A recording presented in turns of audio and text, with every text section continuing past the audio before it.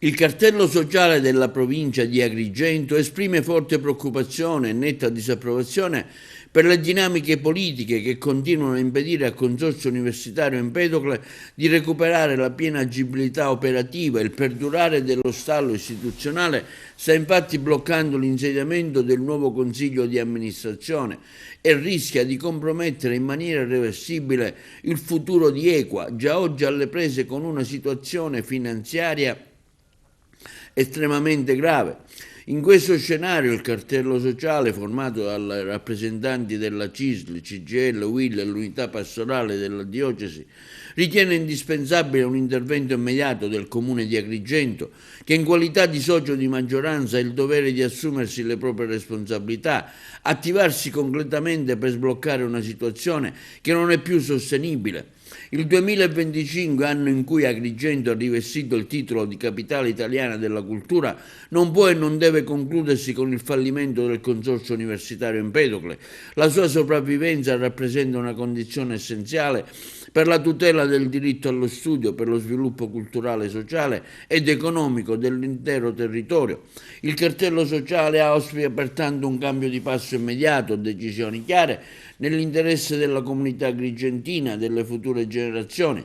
Ricordiamo che il cartello sociale di Agrigento ha già incontrato il prefetto Caccamo al fine di illustrare le criticità del polo di Agrigento e le forti preoccupazioni per i lavoratori che potrebbero perdere il loro posto di lavoro. Sulla vicenda del CUPA di Agrigento interviene oggi l'onorevole Ida Carmina, che afferma: ho depositato un'interrogazione al Ministro dell'Università e della Ricerca sulla grave paralisi dell'Equa.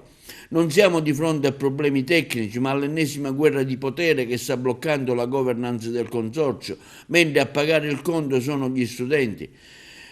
Dopo essere stata nominata la governance dell'Equa, continua Ida Carmina nella sua interrogazione, dimissioni, veti incrociati, antipatie politiche e personalismi stanno impedendo l'insediamento degli organi dell'Equa, con il risultato che restano fermi bilanci, programmazione, didattica e scelte strategiche.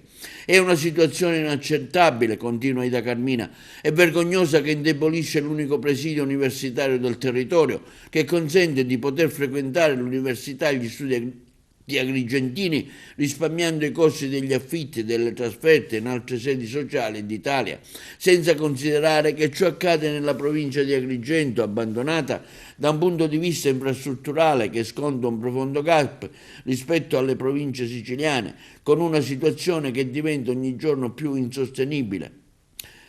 Non è un caso, aggiunge, che si sia dovuto intervenire perfino il prefetto di Agrigento. Il livello di responsabilità politica e l'atteggiamento predatorio di chi usa pure le università come cosa nostra, afferma Carmina, senza alcun riguardo per il bene degli studenti, ha superato ogni limite. Agrigento non è una periferia culturale, non può essere trattata come terreno di occupazione e spartizione politica, sede di ignobili ricatti e personamenti, conclude l'onorevole Di Carmina. L'università va difesa, non spartita. Ho chiesto pertanto al Ministro di intervenire con tutti gli strumenti a disposizione, pur nel rispetto delle competenze istituzionali, per sbloccare questa situazione e garantire autonomia, stabilità e futuro al polo universitario agrigentino.